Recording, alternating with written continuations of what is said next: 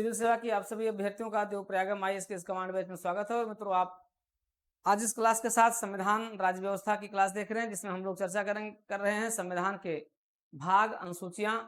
और हम लोगों ने चर्चा कर लिया है भाग, अनुसूचियां, और आज हम चर्चा करेंगे जो प्रश्न पूछे गए उन पर चर्चा कर रहे हैं। विगत 25-30 सालों में जो प्रश्न जिस टॉपिक से पूछे गए उन पर सब पर चर्चा कर रहे हैं। और आप जानते हैं कि भाग के साथ साथ अनुसूची पर ढेर सारे प्रश्न पूछे जाते हैं। भाग पर मैचिंग करने के लिए प्रश्न आता है और अनुसूची पर भी मैचिंग करने के लिए प्रश्न आता है, या तो कभी कभी सीधे सीधे क्वेश्चन पूछ लेते हैं। और एक बार नहीं, अगर आप देखोगे 1990 से लेकर के और 2023 तक, तो यहाँ से लगभग 100 के आसपास क्वेश्चन यहाँ से पूछे गए हैं। ठीक है, अगर आप यूपीएससी में भी देखोगे तो यूपीएससी में करीबन 10 से 12 क्वेश्चन यहाँ से पूछे गए हैं। यूपी पीसीएस में लगभग 30 से 35 क्वेश्चन केवल इसी टॉपिक से पूछे गए हैं। और अदर्स एग्जाम में आप देखोगे, चाहे आपका एमपी पीसीएस है, आपका राजस्थान पीसीएस है, छत्तीसगढ़, जितने भी आपके पीसीएस हैं, इन सभी से कहीं ना कहीं यहाँ से आपके टॉपिक आए हुए हैं, आपसे प्रश्न पूछे गए हैं। तो आते हैं मित्रों, इसकी क्लास देखते हैं। क्लास आप पूरी देखिएगा, आपको क्वेश्चन पता चलेगा, टाइप्स ऑफ क्वेश्चन पता चलेगा, कैसे क्वेश्चन पूछे गए हैं। आगामी आने वाली सभी प्रकार की सभी परीक्षाओं के लिए, चाहे आपका यूपीएससी है, यूपी पीसीएस है, समीक्षा अधिकारी है, या किसी भी राज्य के पीसीएस या अन्य परीक्षाएं हैं, सभी परीक्षाओं में यहाँ से प्रश्न आपसे पूछा जाता है। यहाँ तक कि पेट से लेकर के और यूपीएससी तक। पेट आप देख ही रहे, यूपी पेट, पीईटी, पेट, तो यूपी पेट से लेकर के और यूपीएससी तक के सभी परीक्षाओं के प्रश्न यहाँ से पूछे जा रहे हैं। आते हैं, देखते हैं क्या है, कैसे है, किस प्रकार से है। पूछा गया है संविधान की अनुसूची से क्वेश्चन है, 16 नंबर का क्वेश्चन पूछा गया है। 15 तक हम लोग पिछली क्लास में चर्चा कर चुके हैं। तो आप देख रहे हैं देवप्रयागम आईएएस डीपीआईएस का यूट्यूब चैनल, और डीपीआईएस यूट्यूब चैनल पर आप देख रहे हैं कमांड बैच देख रहे हैं। कमांड बैच के साथ आप क्लास देख रहे हैं, पॉलिटी की संविधान की क्लास देख रहे हैं। मित्रों, हमारी ये क्लास यूट्यूब चैनल पर चल रही है, साथ ही साथ हमारे ऐप पर भी क्लासेस चल रही हैं।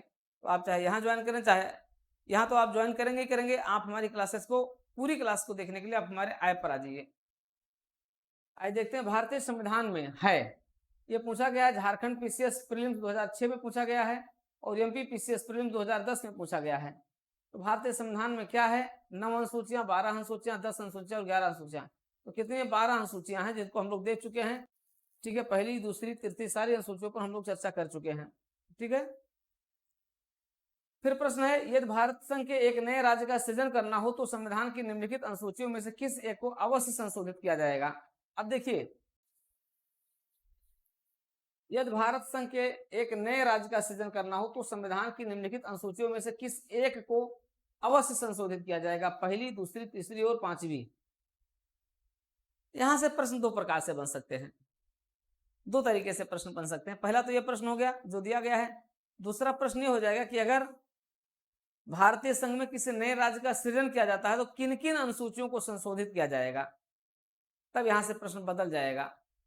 तब आपकी अनुसूची 1 हो जाएगी और अनुसूची 4 हो जाएगी, क्योंकि अनुसूची 4 में क्या है? राज्यसभा सदस्यों का आवंटन है। ठीक है, तो राज्यसभा के सदस्यों की संख्या का प्रावधान है, उसका आवंटन है, तो वहां पर वो भी संशोधित किया जाएगा, क्योंकि नया राज्य बनेगा, उसमें कितने राज्यसभा की सीटें होंगी इसका भी प्रावधान करना होगा, उसको भी उसमें जोड़ा गया जाएगा। तो अनुसूची 1 और अनुसूची 4 दोनों में संशोधन किया जाएगा। ये नया प्रश्न हो जाएगा। लेकिन जो प्रश्न पूछा गया उसके अनुसार पर आप देखेंगे किस एक को अवश्य संशोधित किया जाएगा, तो आपका हो जाएगा पहली अनुसूची हो जाएगा, 1 हो जाएगा। ठीक है, इसकी अगर हम एक्सप्लेनेशन को देखें, जैसा कि हमने आपको बताया कि आर्टिकल 3 क्या कहता है, आर्टिकल 2 और 3, 4, आर्टिकल 1 से लेकर के 4 तक आपके भाग 1 में दिया गया है और अनुसूची 1 में दिया गया है। ठीक है, तो किसी भी देश, किसी भी राज्य के नए राज्य का गठन करना हो, नए राज्य से पुराने राज्य की सीमाओं को मिलाकर के नया राज्य बनाना हो, ये सब कुछ भी अगर किया जाना है तो उसके लिए आपको अनुच्छेद 3 का सहारा लेना पड़ता है। अनुच्छेद 3 के सहारे ही इसमें संशोधन किया जाता है। चलिए आगे आते हैं। अच्छा, इसी में भी क्वेश्चन है, ये हो गया। आते हैं क्वेश्चन नंबर 18 पर आते हैं। संविधान की किस अनुसूची में राष्ट्रपति और राज्यपाल के वेतन भत्ते और पेंशन का उल्लेख किया गया है? अब राष्ट्रपति और राज्यपाल के वेतन भत्ते का प्रावधान किस अनुसूची में किया गया है? आप जानते हैं अनुसूची 2 आपकी है जो वेतन भत्ते और पेंशन से जुड़ी हुई है। तो राष्ट्रपति के वेतन भत्ते पेंशन कहां से दिए जाते हैं? भारत की संचित निधि से दिए जाते हैं। जबकि राज्यपालों के कहां से दिए जाते हैं? राज्यपालों के अगर आ जाएंगे वेतन भत्ते आ जाएंगे तो कहां से दिए जाएंगे? वो राज्यों की संचित निधि से दिए जाएंगे। ठीक है, ये सब प्रावधान आपका किसमें है, आपका दूसरी अनुसूची में है। भारतीय संविधान की तीसरी अनुसूची में निम्न में से क्या उपबंधित है? संघ के मंत्री के लिए पद की शपथ का प्रावधान है, बिल्कुल सही है। उच्चतम न्यायालय के मुख्य न्यायाधीश द्वारा ली जाने वाली शपथ का प्रावधान है, बिल्कुल सही है। भारत के राष्ट्रपति के लिए पद की शपथ का प्रारूप गलत है। संसद के सदस्यों द्वारा ली जाने वाली शपथ का प्रारूप सही है। तो 1, 2 और 4 सही होगा, 3 नहीं सही होगा, क्योंकि राष्ट्रपति के लिए शपथ का प्रावधान कहाँ है? राष्ट्रपति के लिए शपथ का प्रावधान किसमें दिया गया है? वो दिया गया है आपके किसमें? अनुच्छेद में दिया गया है। ठीक है, अब आइए,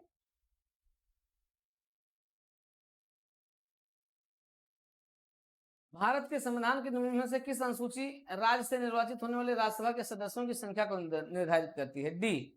आंसर सही होगा, चौथी अनुसूची। अब आपको यहाँ पर होमवर्क करना है। अगर आप हमारी इस रेगुलर क्लास को देख रहे हैं और आगे देखने चाहते हैं, आपने देवप्रयागम IAS ऐप डाउनलोड कर लिया और DPIS यूट्यूब चैनल अगर आप डाउन कर लिए हैं और सब्सक्राइब कर लिए हैं, तो आपको नैतिक अधिकार बनता है। आपको नैतिक अधिकार है कि आप हमारे इस यूट्यूब चैनल के साथ, देवप्रयागम कम्युनिटी के साथ जुड़ चुके हैं और आप हमारे निर्देशों का भी पालन करें। और मैं ये कह रहा हूं कि आप अगर इस बैच को कंटिन्यू कर रहे हैं तो आप कुछ होमवर्क भी साथ साथ चलते रहे। मैं आज आपको होमवर्क दे रहा हूं कि आप क्या करेंगे, आप अनुसूची 4 में राज्यसभा के सदस्यों का प्रावधान है, उनकी पूरी लिस्ट तैयार करके उसको याद कर लेंगे। ये काम जरूर कर लीजिएगा। तो ये हो गए 20 प्रश्न हो गए। आगे आते हैं, देखते हैं भारत के संविधान की किस अनुसूची में विभिन्न राज्यों में अनुसूचित क्षेत्रों के प्रशासन और नियंत्रण के लिए विशेष प्रावधान किया गया है? ठीक है, अब आप देखिए कि अनुसूची 5 और अनुसूची 6 है। ठीक है, ये दोनों पर आपको बड़ा कंफ्लिक्ट भी पैदा कर देती है, लेकिन बड़ा क्लियर कट रखिए। 5वीं अनुसूची क्या कह रही है? 5 सूची कह रही है कि अनुसूचित क्षेत्र के देश भर में अनुसूचित क्षेत्र के प्रशासन की बात कह रहा है। ठीक है, तो अनुसूचित क्षेत्रों के प्रशासन और नियंत्रण के लिए विशेष प्रावधान किया गया है। 5वीं सूची में किया गया है, जिसके लिए भारत के राष्ट्रपति को अधिकृत किया गया कि भारत का राष्ट्रपति इसके लिए निर्देश जारी करता है। इसमें जनजातियों की संख्या की प्रधानता, उनके क्षेत्र की स्थिति आदि सभी के बारे में इसमें उपबंध होता है। ठीक है, तो इसमें अगर आप देखें AMTM, ठीक है, AMTM के राज्यों को छोड़ करके, AMTM का मतलब असम, मिजोरम, त्रिपुरा और मणिपुर, AMTM के राज्यों को अगर छोड़ दिया जाए तो देश भर में जहां जहां भी क्षेत्रीय प्रशासन है जनजातियों के, उनका उपबंध आपके इस अनुच्छेद में है। अनुसूची 6 जो है AMTM राज्यों के लिए है और अनुसूची 5 जो है अनुसूचित जनजातियों के क्षेत्रों के प्रशासन और प्रबंधन से संबंधित है। आते हैं क्वेश्चन नंबर 22 क्या कहता है? भारत के संविधान की किस अनुसूची के अधीन जनजातीय भूमि और खनन के लिए निजी पक्षकारों को अंतरण अकृत और शून्य घोषित किया जा सकता है? ठीक है, ये आपका आया है IAS प्रीलिम्स 2019 में पूछा गया है। देखिए 2019 में IAS प्रीलिम्स 2019 में प्रश्न पूछा गया है। ठीक है, तो भारत के संविधान की किस अनुसूची के अधीन जनजातीय भूमि का खनन के लिए निजी पक्षकारों को अंतरण अकृत और शून्य घोषित किया जा सकता है? ये है आपका 5वीं सूची में। 5वीं सूची में ये प्रावधान किया गया है कि जो जनजातीय क्षेत्र है वहां पर जनजातीय परिषद बनती हो, जनजातीय परिषद को यह अधिकार दिया गया है कि जनजातीय परिषद इस बारे में निर्णय लेगी कि हाँ, वहां के स्थानीय जो भूमि है उस भूमि पर कौन आ सकता है, किसको पट्टा दिया जा सकता है, और सामान्यतः ये पट्टा केवल सरकारी रूप में ही दिया जा सकता है और उन्हीं को दिया जा सकता है जिनको ये परिषद अधिकृत करेगी। ठीक है, तो इस संबंध में एक अधिनियम भी आया हुआ है, साथ ही साथ एक सुप्रीम कोर्ट का निर्णय भी है। समता बनाम आंध्र प्रदेश राज्य एवं अन्य मामले में उच्चतम न्यायालय के निर्णयानुसार जनजातीय भूमि को राज्य सरकार या उसकी एजेंसी द्वारा निजी खनन कंपनियों को पट्टे पर दिया जाना 5वीं अनुसूची के अंतर्गत अकृत और शून्य घोषित किया जा सकता है। ठीक है, ये कहा गया है। क्वेश्चन नंबर 23 क्या है? यदि किसी विशिष्ट क्षेत्र को भारत के संविधान की 5वीं अनुसूची के अधीन लाया जाए तो निम्नलिखित कथनों में से कौन सा एक इसके परिणाम को सर्वोत्तम रूप से प्रतिबिंबित करता है? IAS प्रीलिम्स 2022 का क्वेश्चन है ये IAS प्रीलिम्स 2022 का प्रश्न है। देखिए कितना बेहतरीन प्रश्न पूछा गया, कितना अच्छा शानदार प्रश्न पूछा गया है। मित्रों, तो आप देख रहे हैं DPIS यूट्यूब चैनल और DPIS यूट्यूब चैनल पर आप देख रहे हैं कमांड बैच। अब आपको कमांड बैच अगर PCS यूपीएससी समस्या अधिकारी सहित विभिन्न परीक्षाओं के लिए आपको ज्वाइन करना है तो आप देवप्रयागम आईएएस के ऐप को डाउनलोड करके हमारे इस क्लास के साथ आप वहां से जुड़ सकते हैं। आइए देखिए क्या है इसका। इससे ये विकल्प क्या कहता है, इससे जनजातीय लोगों की जमीनें और गैर जनजातीय लोगों को अंतरित करने पर रोक लगेगी। इससे उस क्षेत्र में एक स्थानीय स्वशासी निकाय का सृजन होगा। इससे वह क्षेत्र संघ राज्य क्षेत्र में बदल जाएगा। जिस राज्य के पास ऐसे क्षेत्र होंगे उसे विशेष कोड का राज्य घोषित किया जाएगा नहीं। पांचवी अनुसूची क्या कहती है? पांचवी अनुसूची इस बारे में करती है कि इससे जनजातीय लोगों की जमीनें और जनजातीय लोगों को अंतरित करने पर रोक लगेगी। ठीक है, ये कहता है कि यदि किसी विशिष्ट क्षेत्र को भारत के संविधान की पांचवी अनुसूची के अधीन लाया जाए तो निम्नलिखित में से क्या सर्वोत्तम होगा?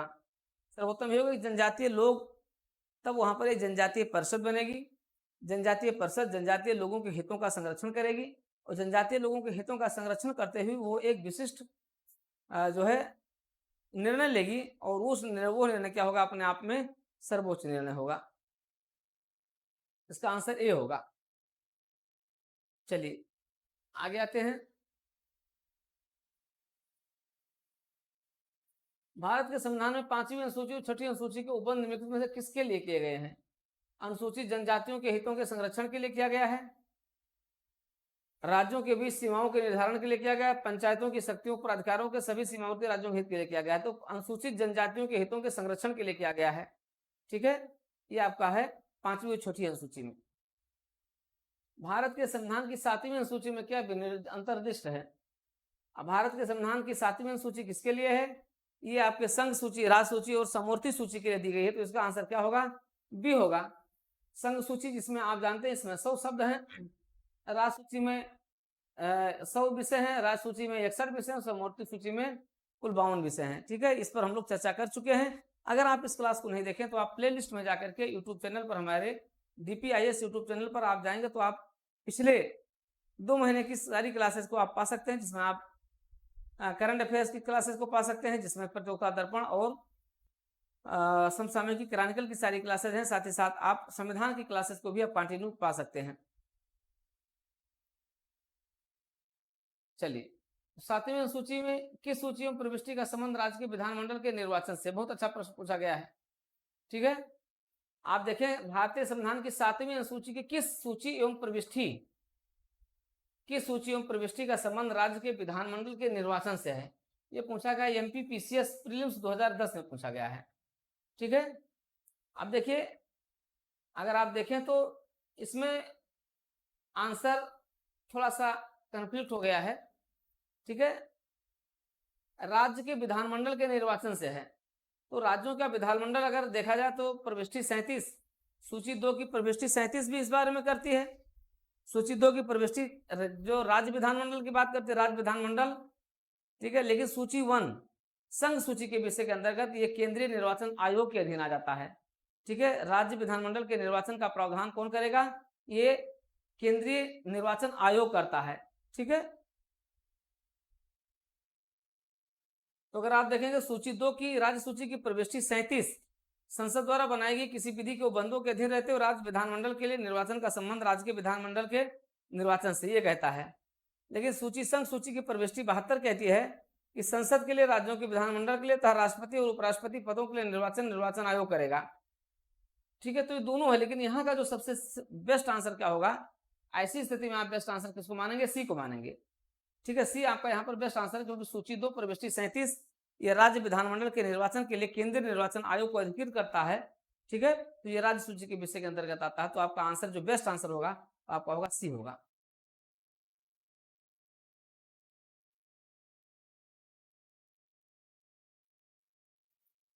आते हैं, देखते हैं क्वेश्चन नंबर 27 क्या है? विवाह विच्छेद और गोद लेना। विवाह विच्छेद और गोद लेना भारतीय संविधान की 7वीं अनुसूची में निम्न के अंतर्गत सम्मिलित किया गया है। सूची 1 के केंद्र सूची में, सूची 2 की राज्य सूची में, सूची 3 की समवर्ती सूची में, और डी इनमें से कोई नहीं है। ठीक है, तो अगर आप इसकी बात करेंगे तो विवाह विच्छेद, विवाह और गोद लेना ये सब क्या है? सब समवर्ती सूची का विषय है। ठीक है, समवर्ती सूची के अंतर्गत इसको लाया गया है।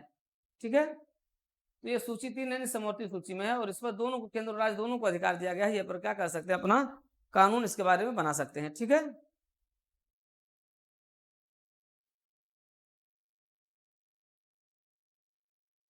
केंद्र एवं राज्य सरकारों द्वारा शुल्क एवं कर लगाने का अधिकार भारतीय संविधान की किस अनुसूची में किया गया है? तो भारतीय संविधान की अनुसूची 7 है, जिसमें टैक्सेशन का अधिकार दिया गया है और ये अधिकार केवल जो है केंद्र सूची और राज्य सूची में, समवर्ती सूची में नहीं, ध्यान रखिएगा। ठीक है, समवर्ती सूची में टैक्सेशन का कोई प्रावधान नहीं है। टैक्सेशन का प्रावधान केवल केंद्र एवं राज्य सूची के अंतर्गत ही किया गया है। भारतीय संविधान की 8वीं सूची में मान्य सरकारी भाषाओं की संख्या कितनी है? तो वर्तमान में 22 भाषाएं हैं। ठीक है, इसको हम लोग देख चुके हैं। सूची 1 और सूची 2 को सम्मिलित कीजिए तथा सूचियों के नीचे दिए गए कूट को देखिए। यूपीपीसीएस 2022 में का प्रश्न है ये। यूपीपीसीएस 2022 में प्रश्न पूछा गया था सूचियों को अनुसूचित करने के। तो जैसा हमने आपको बताया कि आप देख रहे हैं यूपीपीसीएस के परीक्षाओं में या उत्तर प्रदेश लोक सेवा आयोग की सभी परीक्षाओं में यहाँ से प्रश्न पूछा जाता है। इसी प्रकार से यूपीएससी में पूछा जाता है, इसी प्रकार से अन्य परीक्षाओं में भी प्रश्न यहाँ से पूछा जाता है।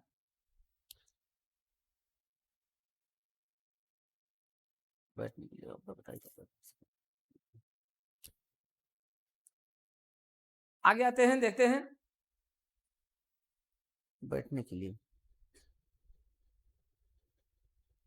तृतीय अनुसूची में, तीसरी अनुसूची में जानते हैं आप क्या है? तीसरी अनुसूची में, ठीक है, शपथ है। चौथी अनुसूची में आप जानते हैं विधान, आपका चौथी अनुसूची में क्या है? चौथी अनुसूची में क्या है? राज्यसभा सदस्यों के सीटों का आवंटन है। ठीक है, 7वीं अनुसूची में आप जानते हैं, अगर आप देखें तो विषय 8वीं अनुसूची में भाषाएं हैं और 7वीं अनुसूची में संसद और राज्य विधानमंडल द्वारा बनाई गई विधियों की विशेष सूची है। ठीक है, तो ये आपका हो जाएगा।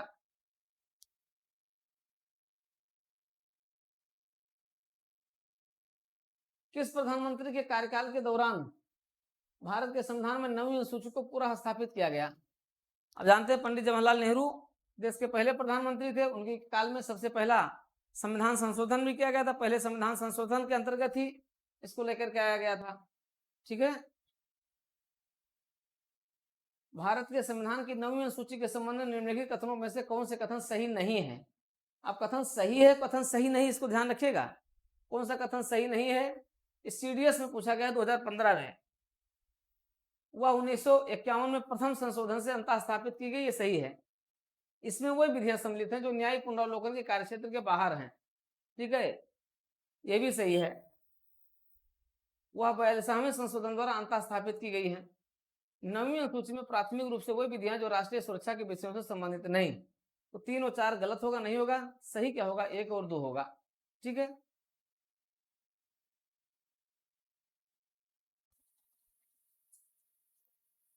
भारत के संविधान की 9वीं अनुसूची के संबंध में निम्नलिखित कथनों में से कौन सा एक कथन सही नहीं है? यहाँ पर सही है और सही नहीं है, इन दोनों पर जरूर ध्यान रखिएगा। इसे संविधान के प्रथम संशोधन के अधीन लाया गया था, सही है।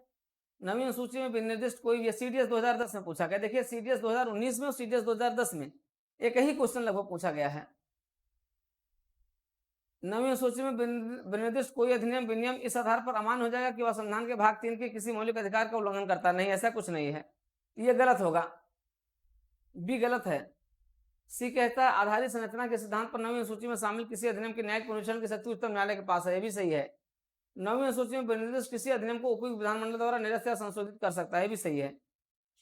ठीक है, चलिए। उत्तर प्रदेश जमींदारी उन्मूलन और भूमि सुधार अधिनियम 1950 अंतर्निहित है 5वीं अनुसूची में, 7वीं अनुसूची में, 9वीं अनुसूची में, 11वीं अनुसूची में।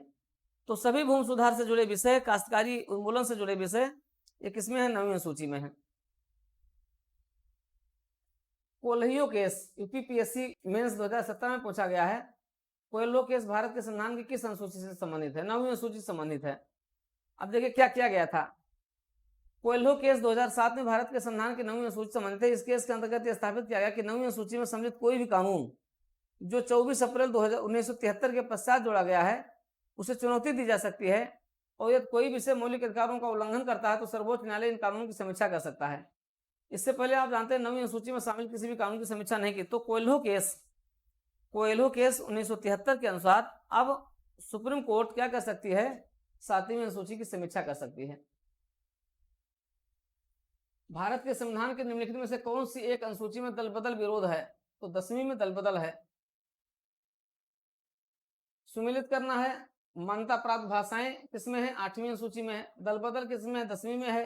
राज्य एवं केंद्र शासित प्रदेश, ठीक है, अगर आ जाएंगे तो आपके हो जाएंगे पहली अनुसूची में हो जाएगा। राज्यसभा सीटों का आवंटन आपका हो जाएगा चौथी अनुसूची में हो जाएगा। भारतीय संविधान की 11वीं अनुसूची निम्न में से किससे संबंधित है? पंचायती राज व्यवस्था से संबंधित है। जानते हैं इसको?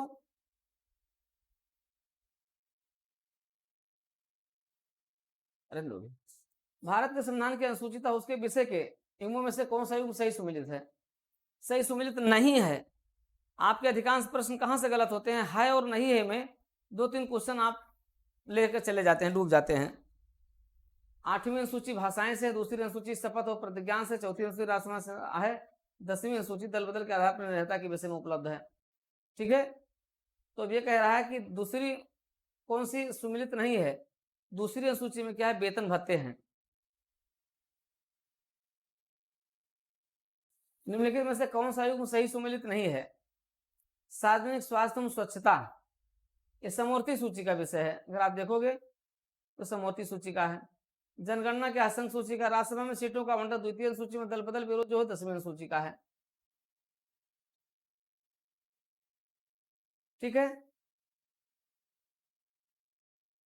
भारतीय संविधान के निम्नलिखित में से कौन से प्रावधान शिक्षा पर प्रभाव डालते हैं? राज्य के नीति निषेध तत्व पर प्रभाव डालते हैं। ठीक है, तो फिर आपका है ग्रामीण और शहरी स्थानीय निकाय। ठीक है, ये भी प्रभाव डालते हैं क्योंकि 11वीं सूची में भी इसका प्रावधान किया गया है। फिर आपका है 5वीं अनुसूची, फिर 6वीं अनुसूची, फिर 7वीं अनुसूची। तो 7वीं अनुसूची फिर आ जाएगा, तो 1 हो जाएगा, 2 हो जाएगा और 5 हो जाएगा। आपका आंसर हो जाएगा 1, 2 और 5।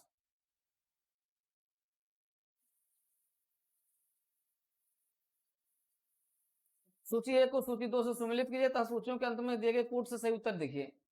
7वीं अनुसूची आप जानते हैं, ठीक है, 8वीं सूची, 9वीं सूची और 10वीं सूची क्रम से दिया गया। कई बार क्वेश्चन पूछा जा चुका है। 8वीं में भाषाएं हैं, 9वीं में क्या है? कुछ अधिनियमों का विधिवनीकरण है, और 10वीं सूची में दल बदल है। ठीक है, और आपका 7वीं सूची में विधियों का शक्तियों का वितरण है।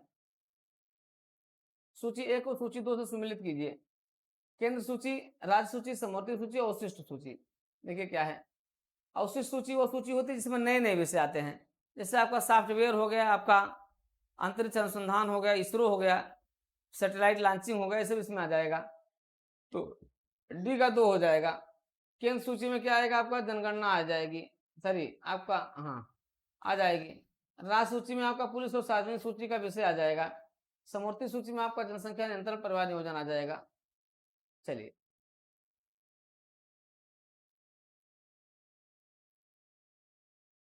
सूची 1 को सूची 2 से सम्मिलित कीजिए। यहाँ पर भी संघ सूची, राज्य सूची, समवर्ती सूची। संघ सूची में 100 विषय हैं, राज्य सूची में इस समय 61 विषय हैं। ठीक है, समवर्ती सूची में 52 विषय हैं। लेकिन ये मूल विषय पर है, तो मूल विषय में राज्य सूची में आपके 66 हो जाएंगे, समवर्ती में 47 हो जाएंगे, संघ सूची में 97 हो जाएंगे। भारतीय संविधान की 7वीं सूची के अंतर्गत संघ सूची में निम्नलिखित में से किसका उल्लेख नहीं है? तो बैंकिंग का उल्लेख है, बीमा का उल्लेख है, जनगणना का उल्लेख है, गैस नहीं है। तो गैस किस में आ जाएगा? ये अवशिष्ट विषय हो जाएगा। अवशिष्ट विषय किसके पास होता है? केंद्र के पास होता है। तो मित्रों ये रहा आपका संविधान की अनुसूचियां, आपने देख लिया। ठीक है, आपने देख लिया कि संविधान की अनुसूची से जो प्रश्न पूछे गए हैं उसमें हमने आपके साथ चर्चा कर लिया है।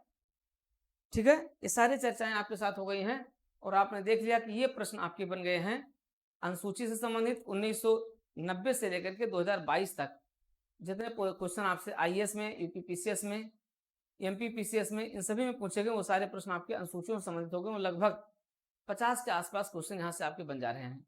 अब आप सोचिए कि इतने प्रश्नों पर आपको कमांड बनाना है, इतने प्रश्नों पर आपको अपने आप को स्थापित कर लेना है मित्रों, तो ये आपके लिए बहुत ही महत्वपूर्ण है।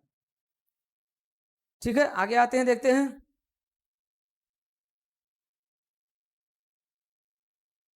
संविधान के अनुच्छेद हैं, ठीक है, संविधान के अनुच्छेदों पर हम चर्चा करते हैं और इन सारे प्रश्नों को मिला देते हैं तो लगभग आपके मान करके चलिए कि आपके जो प्रश्नों की संख्या है, ये प्रश्नों की संख्या लगभग आपके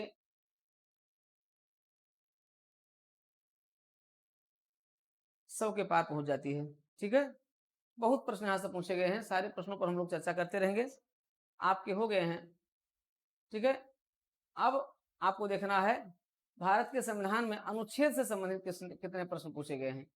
ठीक है, तो हम देखेंगे अनुच्छेदों से जुड़े हुए प्रश्न, और ये आपका बहुत ही टफ है। अगर आप देखोगे तो यहाँ से जो प्रश्न पूछे गए हैं बड़े ही बेहतरीन प्रश्न यहाँ से पूछे गए हैं। आपके अनुच्छेदों से जो प्रश्न पूछेंगे बड़ी बेहतरीन तरीके से पूछे गए हैं। भारत के संविधान में कुल कितने अनुच्छेद हैं, उन सारे अनुच्छेदों पर ढेर सारे प्रश्न आपको यहाँ पर मिल जाते हैं मित्रों। तो अब हम अगली क्लास में इस पर चर्चा करेंगे। अब हमने अनुसूचियों पर चर्चा कर लिया है, अब हम अनुच्छेद के प्रश्नों पर चर्चा करेंगे, जिसमें हम अगली क्लास पर चर्चा करेंगे। ठीक है, लेकिन आप DPIS यूट्यूब चैनल को जरूर सब्सक्राइब कर लीजिए, अगर अभी तक नहीं किए हैं तो कर लीजिए, जिससे आपको क्लास लगातार मिलती रहेगी, टाइप से आपको क्वेश्चन मिलते रहेंगे, नए नए प्रश्नों पर आपकी व्याख्या होती रहेगी। एक भी प्रश्न अगर आपका यहाँ से मिलता चला गया और सही होता चला गया, जो जिससे गलत होने की संभावना थी, तो समझ लीजिए आपका कल्याण हो जाएगा और आप भी मुख्य परीक्षा देने में सफल हो जाएंगे। गलत हो गए तो समझ लीजिए आप मुख्य परीक्षा से बाहर हो जाएंगे। ठीक है, तो आज की क्लास यहीं तक।